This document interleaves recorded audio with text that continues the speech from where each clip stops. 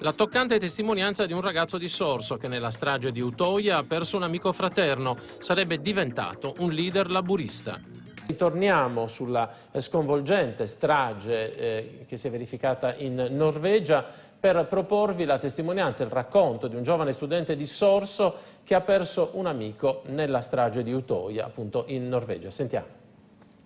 Tra le vittime di Utoia c'era anche un tuo amico. Chi era? Si chiamava Ture Eikeland. Siamo stati compagni di scuola nell'anno 2007-2008, che ho fatto un anno di studio in Norvegia con l'associazione Intercultura. Facevamo insieme filosofia e storia, perché in Norvegia si fanno alcune ore insieme, poi altre ore con altri.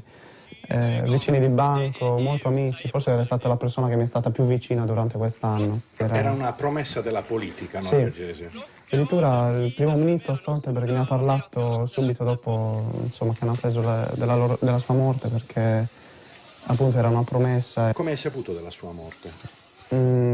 Diciamo che lui era uno dei 4 dei corpi che ancora non trovavano. Poi avanti ieri mi ha chiamato mia sorella norvegese, la chiamo così, la famiglia in cui sono stato ospite, e mi ha detto appunto, mi ha dato la conferma della morte.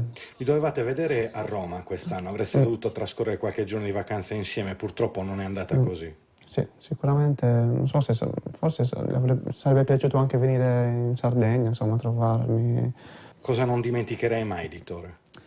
Di Tore, a parte il suo carisma a scuola, lui era uno che proprio parlava ai giovani in modo proprio da adulto, pur avendo la mia età. Un esempio per tutti? Sì, assolutamente.